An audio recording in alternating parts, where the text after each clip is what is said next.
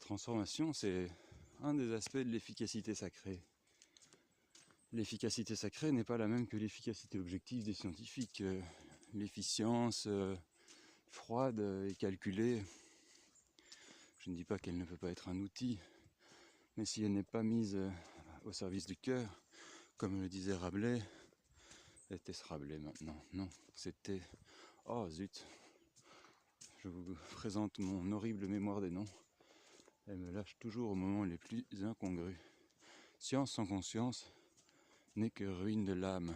Bah oui, et l'âme est garante de l'évolution.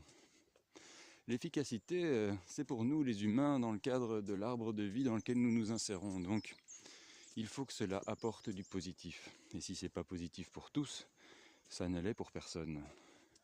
Il faut que ce positif puisse être maintenu. C'est une autre forme d'efficacité. Ou bien que ça transforme la souffrance en chose positive pour tous. Bref, de la guérison.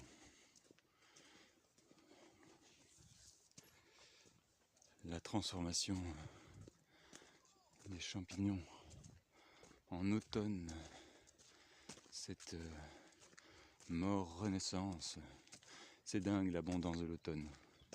Tous ces fruits, tout... Et on croit que les feuilles meurent, mais en fait les arbres, qui sont en fait en symbiose avec un important réseau mycorhizien sous le sol, qui relie tous les êtres de la forêt, de près ou de loin, directement ou indirectement, en fait plus ou moins indirectement tous. En fait nous avons des symbiotes champignons, bactéries, qui assument apparemment, j'aurais entendu 80% de nos fonctions vitales. C'est grâce à un champignon qu'on assimile l'oxygène dans nos poumons. Un champignon microscopique. C'est grâce à des mitochondries que nos cellules se nourrissent. Nous sommes symbiotiques en notre plus fort intérieur. Ou notre force la plus intérieure, enfin bref. Bonjour. Et donc, les arbres investissent de l'énergie en masse pour remplir leurs feuilles de tanins. C'est pour ça qu'elles se parent de toutes les couleurs. C'est la richesse en antioxydants des substances qu'ils investissent dans leurs feuilles juste avant de les perdre. Bien entendu, ils ne font pas ça pour eux, puisqu'ils s'apprêtent à les perdre. Ils font ça pour que les protéines contenues dans leurs feuilles précipitent au contact de ces tanins à partir du gel, quand les feuilles le gel va faire éclater les cellules, et que le contenu de ces cellules va rentrer en contact avec ces tanins.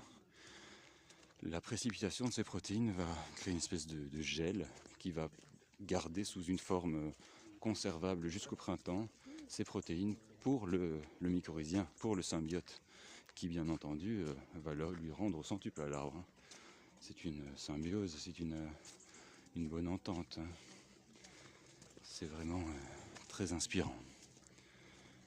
Si cette métaphore s'étend à l'arbre de vie, comme dit précédemment, c'est même carrément vertigineux. Ah oh, Métakassim.